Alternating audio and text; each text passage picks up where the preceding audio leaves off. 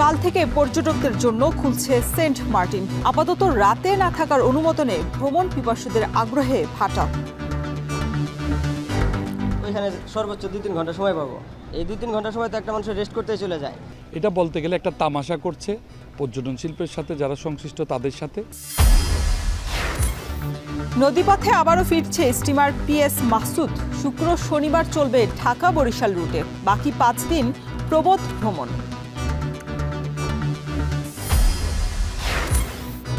মাঝপথেই থমকে গেছে করতোয়া নদী রক্ষা প্রকল্প। খনন, ওয়াকওয়ে নির্মাণ সহ বাকি কাজ শেষ করতে দ্রুতই অর্থ ছাড়ের দাবি। এবং শীতকালীন সবজির সরবরাহ বাড়ায় স্বস্তি ফিরছে বাজারে। কেজিতে 400 টাকা পর্যন্ত বেড়েছে ইলিশের দাম। আটা কেজিতে বাড়ল 5 টাকা বেশি।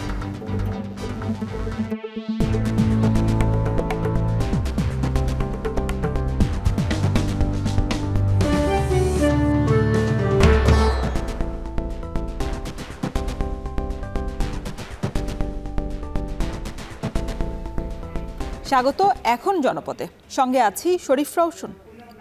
আগামীকাল থেকে পর্যটকদের জন্য খুলছে দেশের একমাত্র প্রবাল সমৃদ্ধ দ্বীপ সেন্ট মার্টিন। তবে সেন্ট মার্টিনে আপাতত রাত্রি যাপনের অনুমোদন না থাকায় ভ্রমণ পিপাসুদের আগ্রহে ভাটা পড়েছে। যাত্রী সংকটেও জাহাজ মালিকরাও পড়েছেন বিপাকে, যে কারণে বাধ্য হয়ে নভেম্বরে জাহাজ চলাচল বন্ধ রাখার সিদ্ধান্ত নিয়েছেন তারা। মন্তোষ বেদজ্ঞের প্রতিবেদন। বঙ্গোপসাগরের বুকে প্রবাল সমৃদ্ধ দ্বীপ সেন্ট মার্টিন নভেম্বর থেকে জানুয়ারি পর্যন্ত 3 মাস নির্দিষ্ট শর্তে পর্যটকদের সেখানে যাওয়ার অনুমতি দিয়েছে সরকার। কিন্তু নভেম্বর মাসে শুধু দিনের বেলায় ঘুরে ফিরে আসার শর্ত থাকায় অনেক পর্যটকই ভ্রমণ পরিকল্পনা থেকে সরে যাচ্ছেন। পর্যটকদের দাবি, দিনে গিয়ে দিনে ফেরার নিয়মে এমন দূরত্ব পাড়ি দিয়ে ভ্রমণ করা সময় সাপেক্ষ ও ক্লান্তিকর। সেন্ট মার্টিন এমন একটা দ্বীপ যেখানে হচ্ছে আপনি গিয়ে টাইম স্পেন্ডের জন্য যাবেন, সো এই টাইমটা আসলে তারা আমাদের থেকে কেড়ে নিচ্ছে। এটা মোটেও অবশ্যই ভালো না। ওইখানে গিয়ে যদি আমরা পার্সোনালিটি স্পেন্ড করতে না পারি সময়, ওইখানে আমরা নিজেদের মতো থাকতে না পারি, সময় কাটাতে না পারি, যাবো আবার চলে আসবো, আবার রেজিস্ট্রেশন করতে হবে, ওইখানে সর্বোচ্চ 2-3 ঘন্টা সময় পাবো। এই 2-3 ঘন্টা সময় তো একটা মানুষের রেস্ট করতে চলে যায়। এ অবস্থায় প্রস্তুতি নিয়েও জাহাজ মালিকেরা নভেম্বরে জাহাজ না চালানোর সিদ্ধান্ত নিয়েছেন। তাই কক্সবাজার শহরের যে স্থান থেকে সেন্ট মার্টিনগামী জাহাজ ছাড়ার কথা, সেই নুনিয়ারচরা জেটি ঘাট প্রায় জনশূন্য। একটি টাকশিপ ছাড়া ঘাটে কোনো জাহাজ নেই জাহাজ যাত্রার কোনো নিরাপত্তা প্রস্তুতিও। নভেম্বরে দিনে গিয়ে দিনে আসার যে সিদ্ধান্তটা, এটা বলতে গেলে একটা তামাশা করছে পর্যটন শিল্পের সাথে যারা সংশ্লিষ্ট তাদের সাথে এবং ট্যুরিস্টদের সাথে। রাত যাপনের সুযোগ দিলেই তবেই সম্ভব, এটাই বাস্তবসম্মত। আমরা চালাইতে চাইলে তো পাবো না, ট্যুরিস্টরা তো যাবে না। সরকারের প্রজ্ঞাপন অনুযায়ী ডিসেম্বর ও জানুয়ারি এই 2 মাস রাতযাপনের অনুমতি থাকলেও ফেব্রুয়ারি থেকে আবার 9 মাসের জন্য পর্যটকদের যাতায়াত বন্ধ থাকবে। দ্বীপের পরিবেশ ও জীববৈচিত্র্য রক্ষায় দেয়া হয়েছে 12টি কঠোর নির্দেশনা, যার মধ্যে রয়েছে প্লাস্টিক বহনে নিষেধাজ্ঞা, রাতে আলো বা শব্দ সৃষ্টি না করা এবং প্রবাল বা সামুদ্রিক প্রাণী সংগ্রহে সম্পূর্ণ নিষেধাজ্ঞা।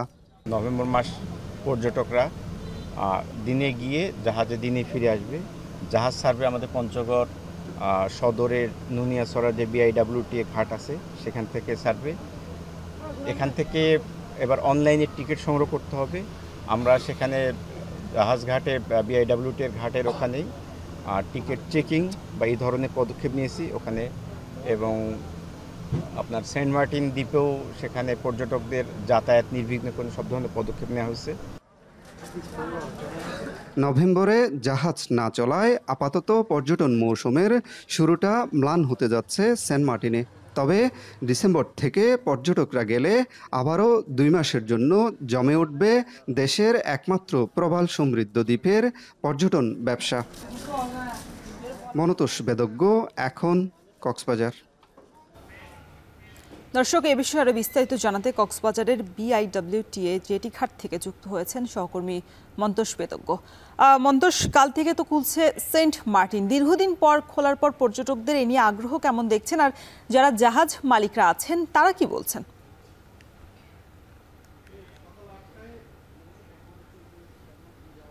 আগ্রহ সেটি এবার এই নভেম্বর মাসে যেহেতু দিনে গিয়ে দিনে ফেরার একটি শর্ত দেওয়া হয়েছে, সেই কারণে কিন্তু পর্যটকদের যে আগ্রহ, সেই আগ্রহের ভাটা পড়েছে বলা যায়। এবং এখানে যারা জাহাজ মালিক রয়েছেন তারা যেটি বলছেন যে পর্যটকদের যেহেতু আগ্রহ নেই এবং পর্যটকরা সেই আগ্রহ দেখাচ্ছেন না বলে তারা আসলে এই মাসটিতে জাহাজ না চালানোর সিদ্ধান্ত নিয়েছেন কক্সবাজার সেন্ট মার্টিন রুটে।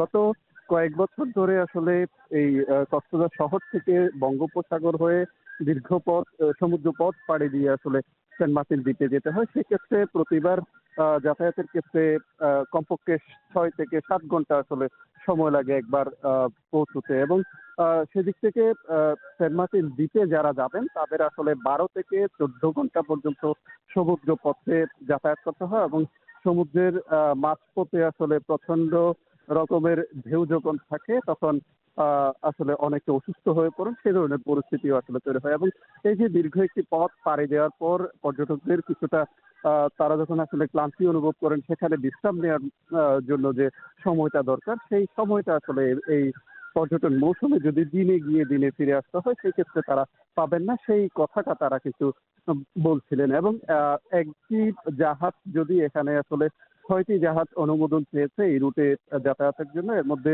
এখন পর্যন্ত 2টি জাহাজকে অনুমোদন দেওয়া হয়েছে বলে জেলা প্রশাসনের পক্ষ থেকে আমাদেরকে জানানো হয়েছে। এবং এই যে একটি জাহাজ কক্সবাজার শহর থেকে যদি এই জেটি ঘাটে আমরা দাঁড়িয়েছি, সেই জেটি ঘাট থেকে যদি সকাল 6টায়ও যাত্রা শুরু করে, সেটি কিন্তু কমপক্ষে দুপুর 12টা পর্যন্ত সময় নেবে সেন্ট মার্টিন দ্বীপে পৌঁছাতে। এবং সেন্ট মার্টিন দ্বীপ থেকে যদি সেটি বিকেল 5টায়ও রওনা করে, সেক্ষেত্রে রাত 11টা পর্যন্ত এখানে সময় লাগতে পারে সেটি। এবং 11টা থেকে 12টা অর্থাৎ 6 থেকে 7 ঘন্টা আসলে হাতে রেখে তাদের যাতায়াত করতে হয়। সেক্ষেত্রে মাঝখানে যে অল্প কয়েক ঘন্টার সময়, সেটি কিন্তু তারা বিশ্রাম নেবেন না, আহার গ্রহণ করবেন না, সেন্ট মার্টিন দ্বীপ ঘুরে দেখবেন। এই যে অল্প সময়ের যাতায়াত, এটির কারণে কিন্তু পর্যটকদের মধ্যে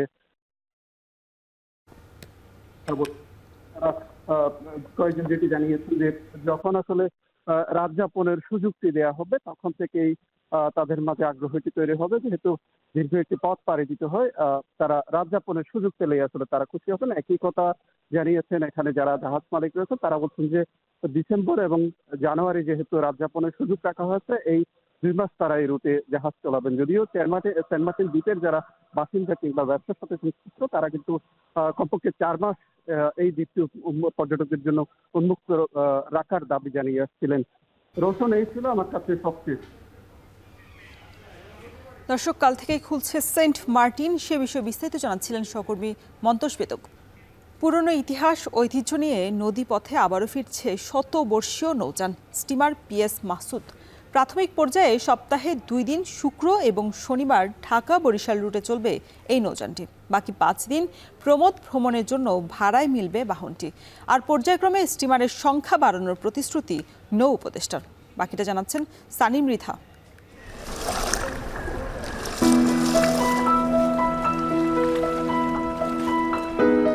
নদীর তীরে নদীর জলে জীবনের সাড়া বেড়েছে। নদীতে দাঁড় বৈঠার জলযানের চেয়ে যন্ত্রযানের ভিড় বেড়েছে।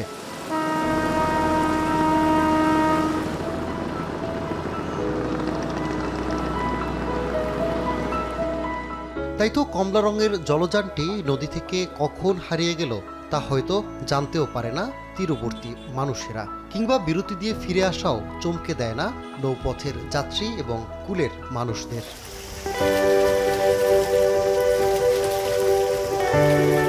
সেই কবে জলপথে ঢাকা থেকে খুলনা রুটে দ্রুতগামী জলযান নামিয়েছিল ফ্লোটিলা কোম্পানি। 20 থেকে 22 ঘন্টায় গন্তব্যে পৌঁছে যাওয়াই ছিল সে সময় বিস্ময়ের। গতি ও রঙের কারণে পরিচিতি পেয়েছিল কমলা রকেট নামে। সড়কপথের দাপট ও শতবর্ষের ক্লান্তিতে প্রায় অকার্যকর হয়ে পড়েছিল রকেট যানগুলো। এই প্যাডেল স্টিমারগুলো তৈরি হয়েছিল 1918 সালে। যে রকেটের কথা বলা হচ্ছে সেই পিএস মাহসুদ তৈরি হয়েছিল 1928 সালে। ক্লান্ত বা জরাজীর্ণ রকেটের জলে নামা বন্ধ হয়ে গেছিল, কিন্তু ঐতিহ্য ও পর্যটন বান্ধব জলযান হিসেবে 15 নভেম্বর আবারও প্যাডেলে সাঁতার কাটতে শুরু করবে পিএস মাহসুদ। আমার ঠিক পেছনে শতবর্ষী ঐতিহ্যবাহী এই বাহনটিতে ভ্রমণ করতে হলে পর্যটকদের প্রথমে সদরঘাটের বাদামতলির বিআইডব্লিউটিসির নৌঘাটে আসতে হবে। কোন শ্রেণীতে বসে ভ্রমণ করতে চান তার টিকিট সংগ্রহ করে ভেতরে প্রবেশ করতে পারবেন পর্যটকরা।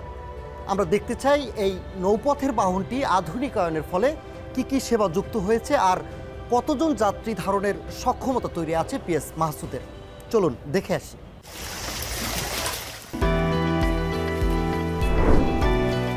দোতলা বিশিষ্ট পিএস মাহসুদের নিচতলায় বেশ চওড়া পর্যটক বান্ধব ডেক। বিশাল প্যাডেলের সাথে পানির লড়াইটা এখানে বেশ উপভোগীয়।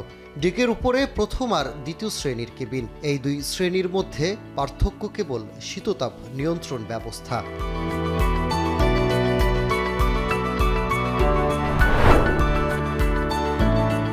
এর বাইরে দেশি, ভিনদেশি কিংবা শ্রেণীভেদে যাত্রীদের জন্য খাবারের ব্যবস্থা তো থাকছেই। স্টিমার পিএস মাহসুদের কাঠামো ও ঐতিহাসিক নকশা অক্ষুণ্ণ রেখেই নতুন করে সাজানো হয়েছে। এতে খরচ হয়েছে প্রায় 70 লাখ টাকা। অনেক কিছু মডিফাই করা হয়েছে, সব কিছু মিলেই এখন মানে আগের চাইতে আরও পুরানটা ঐতিহ্য ধরে রেখে এখন এটা আরও নতুন করা হয়েছে আর কি। একটা লঞ্চ থেকে বা যে কোনো অন্য বাহন থেকে আমাদের এই স্টিমারটা অনেক আরামদায়ক এই কারণে যে আমাদের সমস্ত কেবিনগুলোতে এসি আছে এবং এসির পাশাপাশি দুই পাশে কেবিন, মাঝখানে একটা মিটিং করার মতন আমরা সেলুন বলে থাকি যে ওটা আছে। আমার ফরেনসিকের খাবার আলাদা, বাঙালি খাবার আলাদা, যাত্রীদের যারা তৃতীয় শ্রেণীর তাদের খাবার আলাদা। তো সব মিলে মনে করেন যে ইংলিশদের জন্য এখানে ওই আলুর ফিশ ফ্রাই হয়, চিকেন ফ্রাই হয়।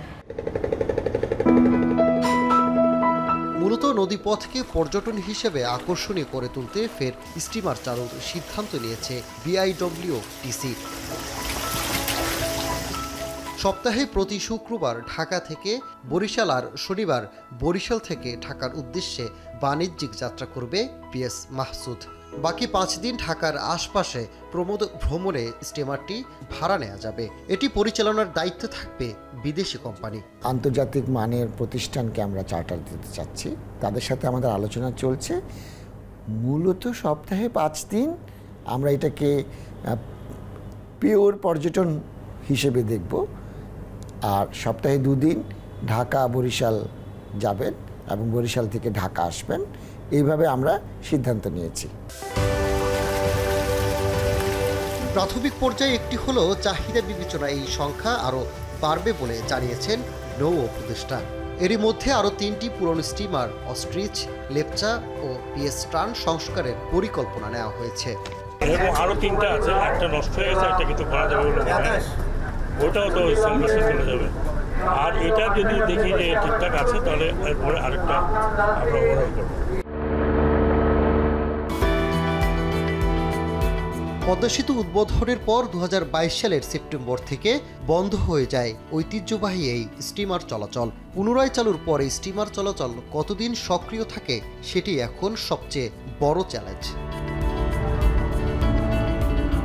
সানিম রিধা, এখন, ঢাকা।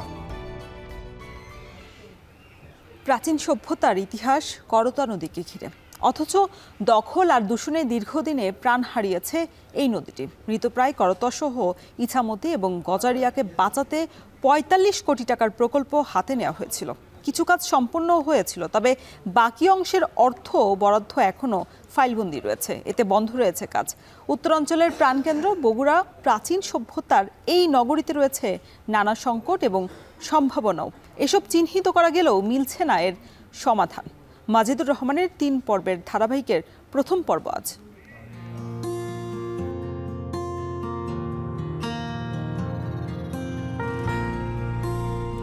করতোয়া নদীর তীরে গড়ে উঠেছিল প্রাচীন সভ্যতার নগরী পুণ্ডবর্ধন, যা আজকের বগুড়া।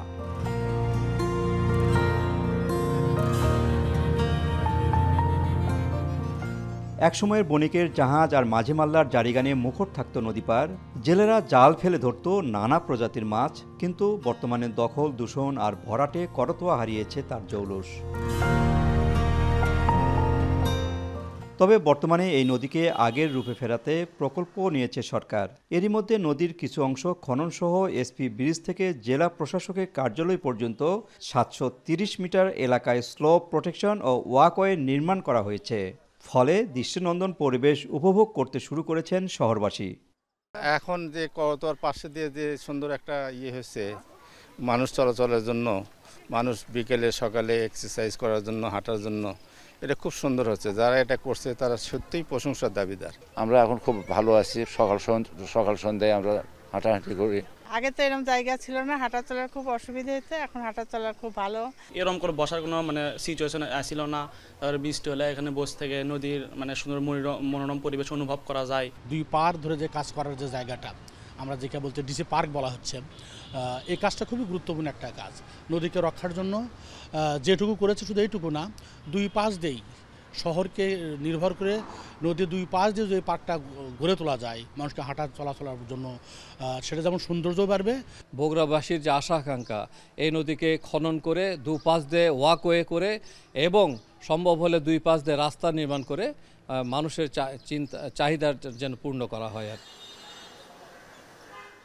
পানি উন্নয়ন বোর্ডের নির্বাহী প্রকৌশলী বলছেন, প্রকল্পে 45 কোটি টাকার কাজ সম্পন্ন হয়েছে, যার সুফল পেতে শুরু করেছেন স্থানীয়রা। তবে বরাদ্দের বাকি অর্থ না মেলায় বর্তমানে বন্ধ রয়েছে কাজ। ইতিমধ্যে এই প্রকল্পের সুফল এলাকাবাসী বা জনগণ পাচ্ছে। সে সাথে সুবিল এবং অটোখালও খনন করা হয়েছে সেই প্রকল্পের মধ্যে। এই প্রকল্পের ধারাবাহিকতায় আমরা বৃহত্তর একটা প্রকল্প হাতে নিয়েছি, যে প্রকল্পটা পুরো 123 কিলোমিটার খনন করা হবে গাইবান্ধা থেকে শেরপুর পর্যন্ত। এই প্রকল্পটা যদি আমরা বাস্তবায়ন করতে পারি তাহলে মাটিডালি থেকে বনানী পুরোপুরি এলাকা দখল দূষণ মুক্ত হবে, সেই সাথে মানুষের যোগাযোগ ব্যবস্থার ব্যাপক উন্নয়ন ঘটবে। 1500 কোটি টাকার একটি বৃহৎ প্রকল্পের আওতায় করতোয়া, ইসামতি ও গজারিয়া নদীর 230 কিলোমিটার পুনঃখনন এবং শহরে 29 কিলোমিটার এলাকায় স্লোপ প্রোটেকশন ও ওয়াকওয়ে নির্মাণে পরিকল্পনা রয়েছে। মন্ত্রণালয়ে এখন সে বরাদ্দ অনুমোদনের অপেক্ষায়। মাত্র 700 মিটার ওয়াকওয়ে নির্মাণে পাল্টে গেছে করতোয়া নদীর দৃশ্যপট। বিগত 16 বছরে উন্নয়ন বৈষম্য এই বগুড়াবাসীর দাবি, অসম্পূর্ণ যে কাজটি রয়েছে সে কাজটি দ্রুতই সম্পন্ন করে করতোয়া নদীর প্রবাহ বৃদ্ধি এবং সৌন্দর্যমণ্ডিত কাজটি এগিয়ে নেওয়া হোক। বগুড়া থেকে মাজিদুর রহমান, এখন। এবার ছুটির দিনের বাজার পরিস্থিতির খবর। চট্টগ্রামের বাজারগুলোতে বেড়েছে সবজির সরবরাহ, এতে কমতে শুরু করেছে সব ধরনের সবজির দামও। এদিকে নদীতে মাছ ধরা শুরু হলেও বরগুনার বাজারে কেজিতে 300 থেকে 400 টাকা বেড়েছে ইলিশের দাম। একই পরিস্থিতি বগুড়ার বাজারেও। তবে স্থিতিশীল পর্যায়ে রয়েছে সিলেটের মাংসের বাজার। দর্শক, এ বিষয়ে বিস্তারিত জানাতে চট্টগ্রামের কাজীর দেউরি বাজার থেকে যুক্ত হয়েছেন সহকর্মী ফাইসাল করিম, বগুড়ার কলোনি মাছ বাজার থেকে যুক্ত হচ্ছেন সহকর্মী মাজিদুর রহমান, বরগুনা থেকে যুক্ত হয়েছেন সহকর্মী সুজন আকন এবং সিলেট থেকে যুক্ত হয়েছেন সন্দীপন শুভ। তবে শুরুতেই চট্টগ্রামের বাজার পরিস্থিতি জানতে চাই। ফাইসাল, বাজারে সবজির সরবরাহ কেমন দেখছেন আর কোন ধরনের সবজি কত টাকায় বিক্রি হচ্ছে বিস্তারিত জানাবেন।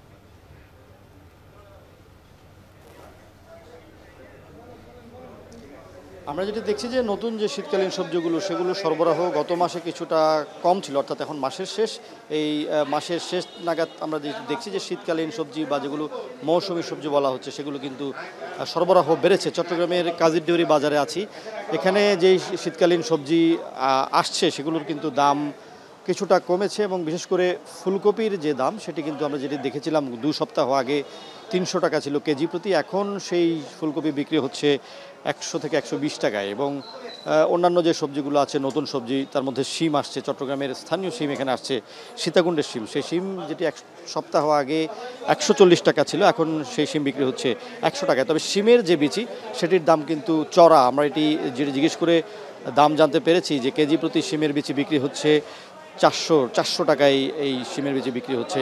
এবং এর মধ্যে কিন্তু মূলাও কিংবা স্থানীয় যে টমেটো, শীতকালীন যে টমেটোগুলো সেগুলো কিন্তু আসা শুরু করেছে। চট্টগ্রামের স্থানীয় টমেটো বিক্রি হচ্ছে 120 টাকায় এবং বিক্রেতারা বলছেন যে আসলে এই মাস থেকে অর্থাৎ নতুন মাস থেকে কিন্তু শীতকালীন যে সবজি বা মৌসুমের যে সবজি সেগুলো আসা শুরু করবে। এছাড়া আমরা দেখেছি যে বাঁধাকপির দামও কিন্তু কিছুটা কমেছে, এখন 80 টাকায় বিক্রি হচ্ছে কেজি প্রতি, যেটি গত সপ্তাহে 100 টাকা ছিল। ঢ্যাঁড়স বিক্রি হচ্ছে 80 টাকায়, তাও আগের দামে আছে। বরবটি আগে 80 টাকা বিক্রি হলেও এখন কেজি প্রতি বিক্রি হচ্ছে 60 টাকায়। এছাড়া আমরা যেটি দেখছি যে আসলে 50 টাকার নিচে কিছু সবজি আছে, সেগুলোর মধ্যে মিষ্টি কুমড়া বিক্রি হচ্ছে 40 থেকে 50 টাকায়, আলু বিক্রি হচ্ছে কেজি প্রতি 20 থেকে 25 টাকা এবং পেঁপে বিক্রি হচ্ছে 40 টাকায়। এছাড়া লাউয়ের দাম আমরা পেয়েছি, সেটিও বিক্রি হচ্ছে 40 টাকায়। অধিকাংশ সবজি আসলে 50 টাকার উপরে দাম, এবং তার মধ্যে আমরা যেটি দেখছি যে আসলে যেই সবজিগুলো শীতকালীন সবজি সেগুলো কিন্তু অধিকাংশই 100 টাকার উপরে, এবং অন্যান্য যে সবজিগুলো সেগুলো কিন্তু বিক্রি হচ্ছে 50 থেকে 80 টাকার ভেতরে অধিকাংশ সবজি। তবে এই সবজি নিয়ে বিক্রেতারা যেটি বলছেন যে এই সবজির দাম কিন্তু আরও কমে আসবে, এবং যেহেতু এখন বৃষ্টি সেভাবে হচ্ছে না, তারা আশা করছেন যে যেহেতু বীজতলা ক্ষতিগ্রস্ত হচ্ছে না, ফসল ফলছে, কৃষকেরা ভালো ফসল ফলাতে পারবেন, যে কারণে সামনের মাস থেকে অর্থাৎ শীতকালীন যে সবজিগুলো বা নতুন যে সবজিগুলো মৌসুমি সবজিগুলো কিন্তু আসা শুরু করবে। চট্টগ্রামের এই বাজারে মূলত উত্তরবঙ্গে সবজি আসছে, সামনের মাস থেকে স্থানীয় যে বাজার যে সবজি সেগুলো কিন্তু আসা শুরু করবে, তখন কিন্তু সবজির দাম অনেকটাই সহনীয় হবে। তবে মধ্যবিত্ত যারা ক্রেতা আছেন তাদের মধ্যে এই সবজির দাম নিয়ে মিশ্র প্রতিক্রিয়া রয়েছে। দর্শক, এ বিষয়ে আমরা মাছ বাজারে পরিস্থিতি জানতে চাই। বগুড়ায় মাজিদুর রহমান আছেন। মাজিদ, জানাবেন যে আজ তো ছুটির দিন, মাছের বাজারে ক্রেতা উপস্থিতি কেমন দেখছেন, আর কোন মাছের চাহিদা সবচেয়ে বেশি?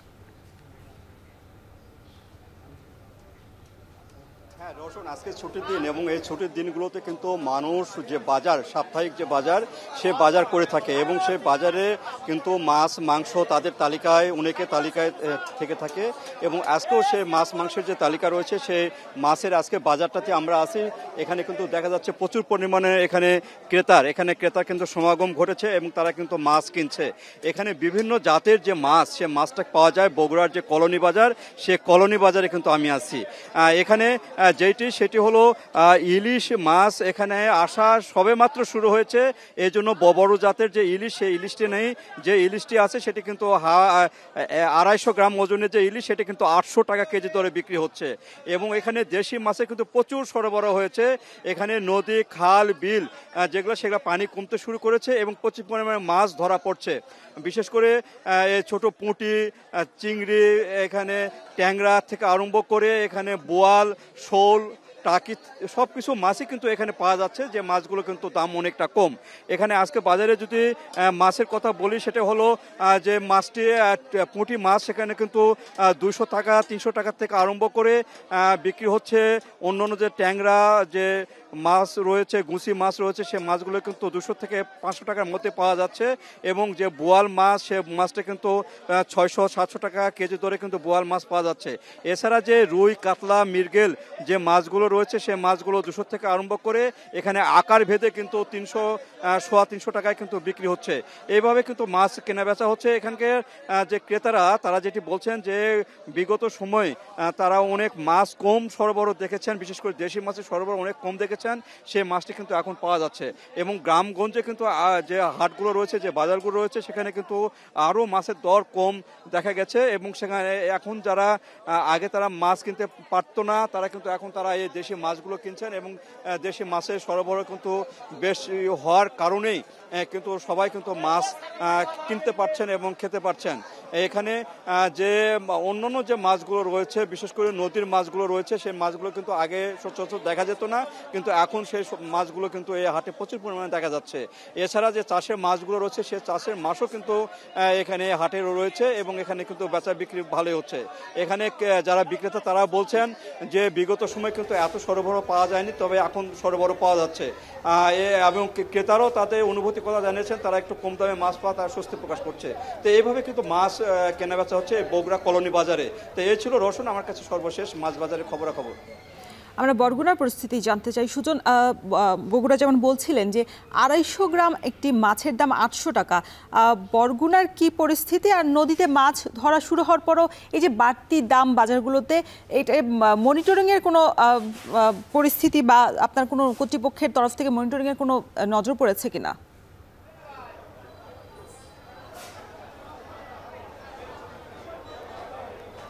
রওশন, আসলে এক কথায় বলতে হয় ইলিশের দামে আগুন। অর্থাৎ এই যে বরগুনায় মূলত দেশের দ্বিতীয় বৃহত্তম মৎস্য অবতরণ ঘাট রয়েছে, যেখান থেকে দেশের যে ইলিশ সংগ্রহ হয় সব থেকে বেশি, তার দ্বিতীয় পর্যায়ে রয়েছে এই বরগুনার পাথরঘাটা। কিন্তু এই ইলিশের জেলায় এখন ইলিশের দামে একেবারেই আগুন। অর্থাৎ বগুড়ায় যেটি বলেছিল যে 250 গ্রাম, এখানেও আসলে 250 থেকে 300 350 গ্রামের যে ইলিশ মাছ সেটি বিক্রি হচ্ছে 1000 থেকে 1100 টাকা থেকে 1200 টাকায়ও কিছু কিছু মাছ বিক্রি করা হচ্ছে। অর্থাৎ এটি কিন্তু গত 5 দিন আগেও বিক্রি করা হয়েছিল 700 থেকে 800 টাকায়। এছাড়া যে 700 গ্রাম থেকে 800 গ্রামের যে ইলিশ মাছ সেটি বিক্রি করা হচ্ছে এখন 2000 থেকে 2200 টাকা। অর্থাৎ সেটি কিন্তু গত 5 দিন আগেও বিক্রি করা হয়েছিল 1500 থেকে 1600 টাকা। এছাড়া 1 কেজি এর উপরে যে ইলিশ মাছগুলো রয়েছে সেগুলো বিক্রি করা হচ্ছে 2500 থেকে 2800 টাকা। সেটিও কিন্তু গত 5 দিন আগে বিক্রি করা হয়েছিল 2000 থেকে 2200 টাকা। অর্থাৎ ইলিশ মাছ যে মানুষ কিনবে এখানে, সেটি তো মধ্যবিত্তর নাগালের বাইরে অনেক আগেই চলে গিয়েছিল এবং এটি এখন উচ্চবিত্তদের নাগালের বাইরে চলে যাচ্ছে। এছাড়াও আসলে মূলত এখানে যারা ব্যবসায়ী রয়েছেন তারা বলছেন যে 22 দিনের নিষেধাজ্ঞা শেষে সমুদ্রে মাছ ধরতে গিয়েছিল যেসব ট্রলারগুলো, সেটি মূলত ঘূর্ণিঝড় যে মন্থা সেটির প্রভাবে অনেক জেলেরাই নদী থেকে ফিরে এসেছে, সমুদ্র থেকে ফিরে এসেছে, যার কারণে ইলিশের সরবরাহ একেবারেই কম এবং বাজারে যে ইলিশ মাছ রয়েছে সেগুলো পর্যাপ্ত নয়। অর্থাৎ সরবরাহ অনেকটাই কম।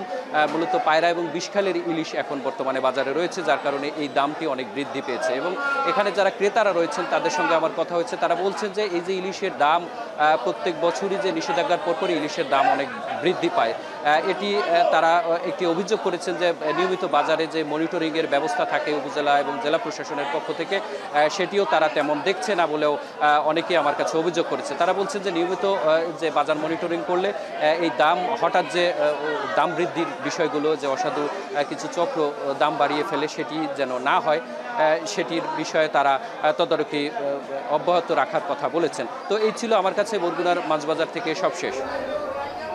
শুভ, আপনার কাছ থেকে জানতে চাই সিলেটের বাজারে কোন মাংসের দাম কেমন আর ছুটির দিনে ক্রেতা উপস্থিতি কেমন দেখছেন?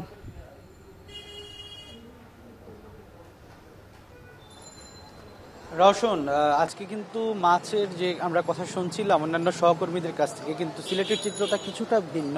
কারণ মাংসের বাজারে কিন্তু স্থিতিশীলতা রয়েছে এবং বিশেষ করে ব্রয়লার এবং যে সব ধরনের মোরগ রয়েছে, সব ধরনের মোরগের দামে কিন্তু দাম কিছুটা কমেছে, কেজি প্রতি 10 থেকে 15 টাকা কমেছে। আমি আজকে প্রথমেই আপনাকে বাজার দরটি একটু জানাতে চাই। সেক্ষেত্রে প্রথমেই বলতে হয় ব্রয়লার মোরগের কথা। ব্রয়লার মোরগ কিন্তু গত সপ্তাহে আমরা যেমনটি দেখেছিলাম 170 থেকে 175 টাকা কেজিতে বিক্রি হচ্ছিল, কোনো কোনো জায়গায় 180 টাকা পর্যন্ত বিক্রি হচ্ছিল। কিন্তু আজকের বাজারে সেটি কমে গিয়ে 160 টাকায় নেমে এসেছে, কোনো কোনো জায়গায় 165 টাকায় বিক্রি হচ্ছে মোরগ। এর পাশাপাশি যদি আমি সোনালী মোরগের কথা বলি, সোনালী মোরগের দামও কিন্তু 10 থেকে 15 টাকা কমেছে। অর্থাৎ যেটি 295 টাকায় বিক্রি হতো গত সপ্তাহে, সেটা কিন্তু 280 টাকায় বিক্রি হচ্ছে। এর পাশাপাশি কক মুরগের দামও একইভাবে 295 থেকে 300 টাকায় গত সপ্তাহে বিক্রি হলো, এই সপ্তাহে কিন্তু অনেকটাই কমেছে, সেটি 280 থেকে 275 টাকায় বিক্রি হচ্ছে। দেশি মুরগের দাম ওষুধ স্থিতিশীল রয়েছে, 590 থেকে 600 টাকার মধ্যে দেশি মুরগের কেজি পাওয়া যাচ্ছে। এছাড়াও যদি খাসির মাংসের কথা বলি, খাসির মাংস স্থিতিশীল পর্যায়ে রয়েছে, 1000 থেকে 1050 টাকা, কোনো কোনো জায়গায় সর্বোচ্চ 1100 টাকায় বিক্রি হচ্ছে সব ধরনের খাসির মাংস। এর পাশাপাশি যদি আমি গরুর মাংসের কথা বলি, গরুর মাংসের দাম কিছুটা বৃদ্ধি পেলেও বেশিরভাগ দোকানে কিন্তু স্থিতিশীলতা বিরাজমান রয়েছে। আজকের যদি গরুর মাংসের বাজারের কথা বলি, সেক্ষেত্রে 770 থেকে 780 টাকা সর্বোচ্চ দামে বিক্রি হচ্ছে, যেটি গত সপ্তাহে 760 টাকা ছিল। সেক্ষেত্রে কিছুটা বৃদ্ধি দেখতে পাচ্ছি গরুর মাংসের বাজারে। তবে সাধারণ ক্রেতাদের যেটি চাহিদা সেটি হচ্ছে ব্রয়লার মোরগ। সেই ব্রয়লার মোরগ এবং যেসব ধরনের মোরগের দাম কমায় ক্রেতাদের ভিড়ও আমরা দেখতে পাচ্ছি এবং ক্রেতারা কিন্তু বেশ স্বাচ্ছন্দ্যে বাজারে আসছেন এবং তারা আজকে ভিড়ও লক্ষ্য করা যাচ্ছে অনেক, এবং তারা বলছেন যে এভাবে যদি দামটি নিয়ন্ত্রণে থাকে তাহলে তাদের জন্য আসলে সাধারণ মধ্যবিত্ত পরিবারগুলোর জন্য কিন্তু অনেকটাই ভালো হয়। তো রসুন, এই ছিল আসলে মাংসের বাজার এবং মোরগের বাজার থেকে আমার কাছে সর্বশেষ খবরাখবর। ছুটির দিনের বাজার পরিস্থিতি জানাতে ঢাকার বাইরে থেকে যুক্ত ছিলেন সহকর্মীরা। মেহেরপুরে গত এক মাসের ব্যবধানে বেড়েছে সব ধরনের চালের দাম। বর্তমানে কেজিতে 5 থেকে 60 টাকা পর্যন্ত বাড়তি দামে বিক্রি হচ্ছে চাল। এছাড়া কেজিতে 5 টাকার বেশি বেড়ে বিক্রি হচ্ছে আটাও। এ নিয়ে সবশেষ পরিস্থিতি জানাতে মেহেরপুরের শাহ আলম সুপার মার্কেট থেকে যুক্ত হয়েছেন মুজাহিদ আল মুন্না। মুন্না, এক মাসের ব্যবধানে চাল এবং আটার দাম বাড়তি হিসেবে ব্যবসায়ীরা কি বলছেন?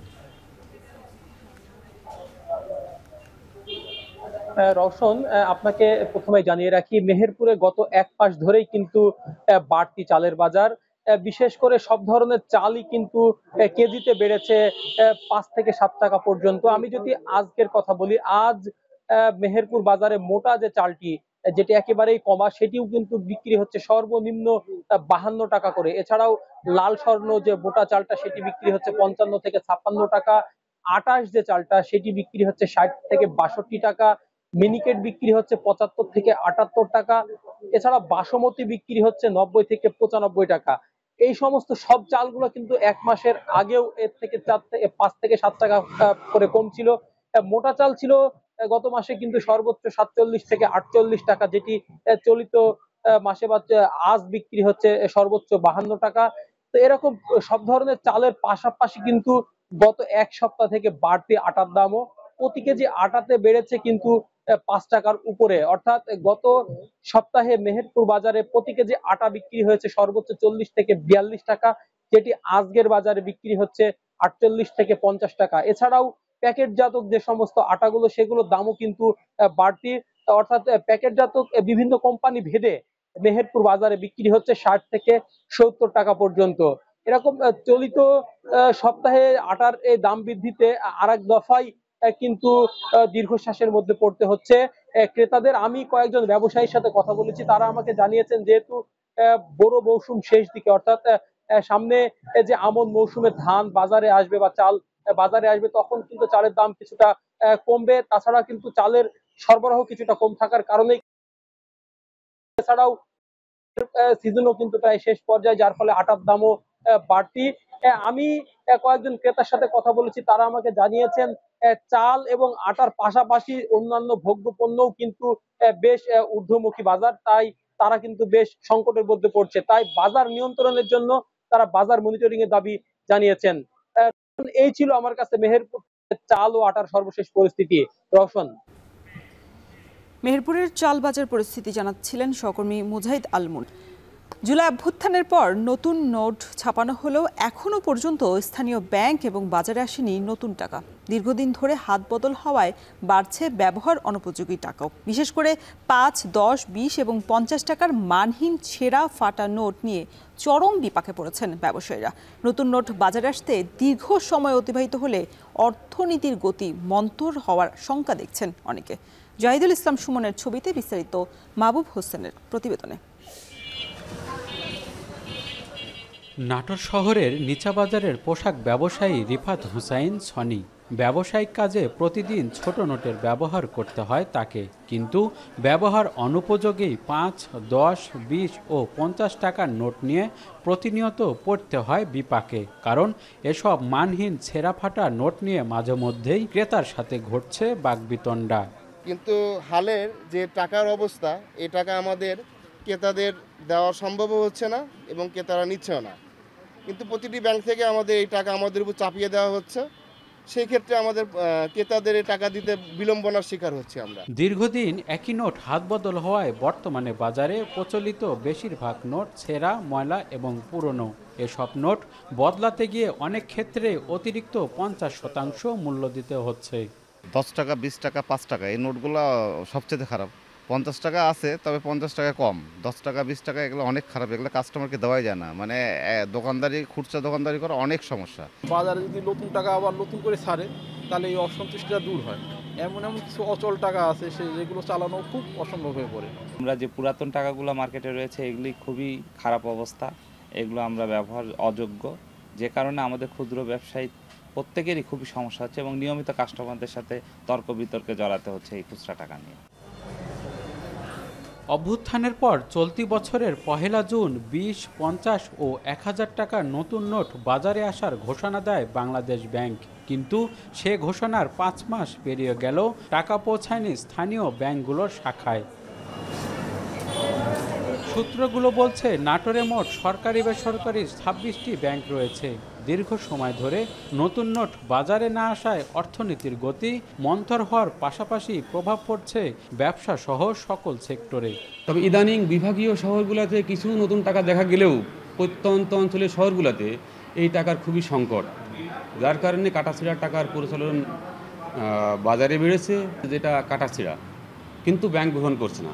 মানুষের হাতে আছে যেটা আপনার ইকোনমিক যে সার্কুলেশন সেটাতে কোনো সহায়তা করছে না। সুতরাং ডেফিনেটলি এর ইফেক্ট অর্থনীতির উপর পড়বে। প্রতি বছর বাংলাদেশে নতুন টাকার চাহিদা থাকে প্রায় 150 কোটি পিস। সেখানে সর্বোচ্চ টাকশাল ছাপতে পারে 120 কোটি পিস। শুধু নতুন নোট ছাপানোই নয়, সঠিক বিতরণ এবং পুরনো নোট বাজার থেকে তুলে নেওয়াই এখন সবচেয়ে বড় চ্যালেঞ্জ। মাহবুব হোসেন, এখন নাটোর। মেহেরপুরের গাংনীতে একটি গোডাউন থেকে বিপ্লব নামে এক কাঠ মিস্ত্রির মরদেহ উদ্ধার করেছে পুলিশ। বৃহস্পতিবার রাতে তার মরদেহটি উদ্ধার করা হয়। স্থানীয়রা জানায় 3 মাস ধরে বিপ্লব এবং আরও 2 জন সহকারী ওই গোডাউনে থেকে ফার্নিচারের কাজ করতেন। গত কয়েকদিন ধরে বিপ্লবের মোবাইল ফোন বন্ধ পায় পরিবারের সদস্যরা। পরে সন্ধান না পেয়ে এক পর্যায়ে পুলিশে খবর দেয় পরিবার। পাশাপাশি কয়েকদিন ধরে গোডাউন থেকে কাজের শব্দ না পাওয়ায় স্থানীয়রাও খবর দেয় পুলিশে। পরে পুলিশ গিয়ে তালাবদ্ধ গোডাউনের ভেতর থেকে বিপ্লবের মরদেহ উদ্ধার করে। এদিকে বিপ্লবের সঙ্গে থাকা 2 সহযোগী এখনও নিখোঁজ রয়েছেন। মৃত্যুর সঠিক কারণ জানতে পুলিশের একাধিক টিম কাজ করছে।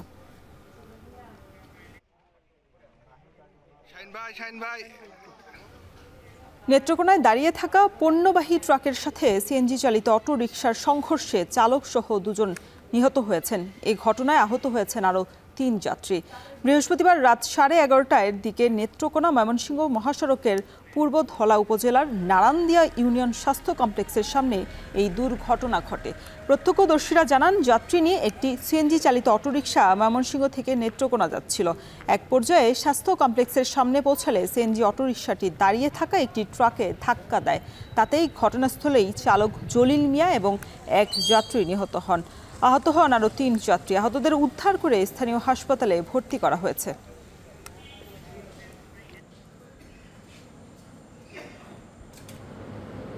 দেশের সর্ব উত্তরের জেলা পঞ্চগড়ের তেঁতুলিয়ায় মহানন্দা নদীর তীরে শুরু হয়েছে আলোকচিত্র প্রদর্শনী। অপরূপা পঞ্চগড় সিজন 2 নামে আলোকচিত্র প্রদর্শনী দেখতে ভিড় করছেন সৌন্দর্যপ্রিয় নানা বয়সী মানুষ। লুৎফর রহমানের প্রতিবেদন। মহানন্দার বুকে যখন জোয়ার ভাটার খেলা চলছে, ঠিক তখনই পারে জমছে রূপের আসর। এই রূপ হিমালয় কন্যা পঞ্চগড়ের। তেঁতুলিয়া ডাকবাংলা চত্বরে দ্বিতীয়বারের মতো আলোকচিত্র প্রদর্শনীর আয়োজন করা হয়েছে। নাম দেওয়া হয়েছে অপরূপা পঞ্চগড় সিজন 2। তরুণ বন্যপ্রাণী আলোকচিত্রী ফিরোজাল সাবা বছরের পর বছর পঞ্চগড়ের পথঘাট ঘুরে যে ছবি ক্যামেরাবন্দি করেছেন, তাই স্থান পেয়েছে এই প্রদর্শনীতে। প্রদর্শনীতে স্থান পাওয়া 28টি ছবিতে ফুটে উঠেছে পঞ্চগড়ের নদী, লোকজীবন, কৃষি, জীবিকা আর অপরূপ প্রকৃতি। স্থান পেয়েছে পঞ্চগড়ে খোলা আকাশে দৃশ্যমান কাঞ্চনজঙ্ঘা। বাদ যায়নি বন্যপ্রাণীরাও। কোনো কোনো ছবিতে ফুটে উঠেছে সমাজের চরম কিছু বাস্তবতা। সামনাসামনি এরকম একটা ফটোগ্রাফিক মেলার মতো হয়ে যে আমি একেবারে এত সুন্দর ছবি আসলে আমি দেখতে পাবো, এটা আমি আসলে এক্সপেক্ট করি নাই। ছবিগুলোর যে স্মুথনেস, তার যে লিনিয়ারিটি, যে কতটুকু পারসেপশনটা আমার কাছে মনে হয়েছে যে সে যদি ভিতর থেকে অনুভব না করতো তাহলে তো এই ছবিগুলো এইভাবে উঠে আসতো। আমার খুব ভালো লাগছে যে পুরা পঞ্চগড়কে আমি দেখতে পাইছি। আর আমি চাই যে এই ছবিগুলো ঢাকায় যাক, মানে যারা পঞ্চগড় তেঁতুলিয়া খুব একটা আসে না তারা এখানে আসুক। হালকা শীতের এই সময় তেঁতুলিয়ায় জমছে পর্যটন। বেরসিক আকাশের কারণে যাদের কাঞ্চনজঙ্ঘা দেখার সুযোগ হয় না, তাদের কাছে এই আলোকচিত্র প্রদর্শনী ভিন্ন মাত্রা যোগ করে। সেই সাথে এক টুকরো জমিতে পুরো পঞ্চগড়ের সৌন্দর্য উপভোগ করার সুযোগ হারাতে চান না প্রকৃতিপ্রেমীরা। আমার কাছে খুবই ভালো লাগছে এবং আমি আশা করি সবাই আসবেন। আমার অনেক ভালো লাগছে, এখানে প্রতিটা পঞ্চগড়ের বৈচিত্র্যগুলো ফুটে ধরেছে। ছবিগুলো দেখি মনে হচ্ছে যে আসলে অনেক সুন্দর আমাদের পঞ্চগড়টা। প্রতিটি ছবিতে রয়েছে এক একটি গল্প আর দুর্দান্ত সৌন্দর্য। কোনো কোনো ছবি তুলতে 7 থেকে 8 বছর অপেক্ষা করতে হয়েছে বলে দাবি তরুণ এই আলোকচিত্রীর। এই ছবিটা আমি তুলছি, এটা এক ধরনের মেসেজ দেয়, যে এই মেসেজটা ছবিতেই লুকায়িত আছে। লোক বৈচিত্র্য আছে, জীব বৈচিত্র্য আছে। এই জিনিসগুলোকে একটা আর্ট ফর্মে নিয়ে আসা, আমার আর্ট ফর্ম ফটোগ্রাফি, তো ফটোগ্রাফিতে নিয়ে আসাটাই ছিল আমার উদ্দেশ্য আর কি। আগামী 5 নভেম্বর শেষ হচ্ছে 10 দিনব্যাপী এই চিত্র প্রদর্শনীর। হিমালয় কন্যার লুকায়িত সৌন্দর্য তুলে ধরতে এমন আয়োজন সমৃদ্ধ করবে জেলার পর্যটন শিল্পকে, এমনটাই প্রত্যাশা স্থানীয়দের। লুৎফর রহমান, এখন পঞ্চগড়। শেরপুরের নালিতাবাড়ির বারোমারি সাধুলিয়র ধর্মপল্লীতে শুরু হয়েছে দুদিনের ফাতেমা রানীর তীর্থ উৎসব। এই উৎসবে যোগ দিতে দেশের বিভিন্ন প্রান্ত থেকে এসেছে 50,000-এরও বেশি ক্যাথলিক খ্রিস্টভক্ত। আরও জানাচ্ছেন জাহিদুল খান সৌরভ। শেরপুরে রোমান ক্যাথলিক খ্রিস্টানদের এই ধর্মপল্লীটি প্রতিষ্ঠিত হয় 1942 সালে। পর্তুগালের ফাতেমা নগরীর আদলে 42 একর জমি জুড়ে স্থাপন করা হয় এই তীর্থস্থানটি, যা 1998 সালে ঘোষণা করা হয় ফাতেমা রানীর তীর্থস্থান হিসেবে। সেই থেকে প্রতি বছর অক্টোবর মাসের শেষ বৃহস্পতিবার ও শুক্রবার একটি মূল সুরের ওপর ভিত্তি করে অনুষ্ঠিত হয়ে আসছে দুদিনব্যাপী ফাতেমা রানীর তীর্থ উৎসব। প্রতি বছরের মতো এবছরও দুদিনের তীর্থ উৎসবে যোগ দিতে ধর্মপল্লীতে এসেছেন বিভিন্ন বয়সী খ্রিস্টভক্তরা। এবছর পুনর্মিলন ও পাপ স্বীকারের মধ্য দিয়ে শুরু হয় কর্মসূচি। হাজারো তীর্থযাত্রী নিজেদের পাপ থেকে মুক্তি পেতে মোমবাতি জ্বালিয়ে আলোর মিছিল নিয়ে উঁচু নিচু পাহাড়ি টিলার 2.5 কিলোমিটার পাহাড়ি পথ অতিক্রম করে।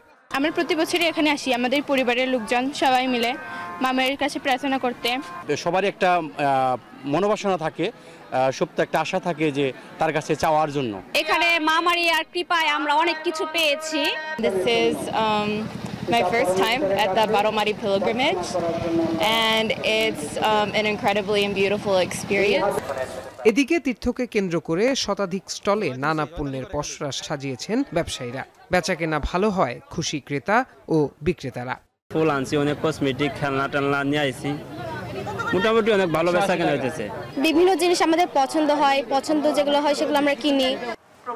এবারের তীর্থোৎসবে প্রধান অতিথি হিসেবে উপস্থিত ছিলেন পোপের প্রতিনিধি, বাংলাদেশে নিযুক্ত ভ্যাটিকান সিটির রাষ্ট্রদূত। তীর্থোৎসবটি 27 বছরের জুবিলি উৎসব হিসেবে পালন হওয়ায় এর গুরুত্ব আরও বৃদ্ধি পেয়েছে বলে জানান ধর্মীয় নেতারা। আর তীর্থ উৎসবকে ঘিরে নিরাপত্তা ও সুশৃঙ্খল পরিবেশ নিশ্চিতে সচেষ্ট রয়েছে জেলা প্রশাসন ও পুলিশ। হিংসা, প্রতিহিংসা, স্বার্থপর বা মন্দতা এই কাজে জড়িত এই তাদের মন পরিবর্তনের জন্য, প্রার্থনা করার জন্য আমাদের কুমারী মারিয়া 3 ছেলে মেয়েকে বলেছিলেন যেন এইখানে গির্জাঘর নির্মাণ করা হয়, প্রার্থনা করা হয়, মানুষ যেন মন পরিবর্তন করে। আমাদের স্থানীয় এই ঝিনাইগাতির সংস্কৃতির একটা অংশ হয়ে গেছে। এখানে শুধুমাত্র খ্রিস্টান ধর্মাবলম্বী না, খ্রিস্টান অন্যান্য ধর্মাবলম্বী সবাই সহযোগিতা করে, একসঙ্গে অংশগ্রহণ করে থাকে। এটি আমাদের বাংলাদেশের সাম্প্রদায়িক সম্প্রীতির একটা অনন্য উদাহরণ। শেরপুরের ফাতেমা রানীর তীর্থস্থানটি পর্তুগালের ফাতেমা নগরীর অনুকরণে স্থাপিত হওয়ার পর থেকেই বিশ্বের বিভিন্ন দেশ থেকে খ্রিস্ট তীর্থযাত্রীরা এখানে আসেন পাপ থেকে মুক্তির আশায়। এখন শেরপুর। এখন জনপদে শেষ করার আগে শিরোনামগুলো আরও একবার। কাল থেকে পর্যটকদের জন্য খুলছে সেন্ট মার্টিন। আপাতত রাতে না থাকার অনুমোদনে ভ্রমণ পিপাসুদের আগ্রহে ভাটা। ওইখানে সর্বোচ্চ 2-3 ঘন্টা সময় পাবো। এই 2-3 ঘন্টা সময় তো একটা মানুষের রেস্ট করতে চলে যায়। এটা বলতে গেলে একটা তামাশা করছে পর্যটন শিল্পের সাথে যারা সংশ্লিষ্ট তাদের সাথে। নদীপথে আবারও ফিরছে স্টিমার পিএস মাসুদ। শুক্র শনিবার চলবে ঢাকা বরিশাল রুটে, বাকি 5 দিন প্রমোদ ভ্রমণ।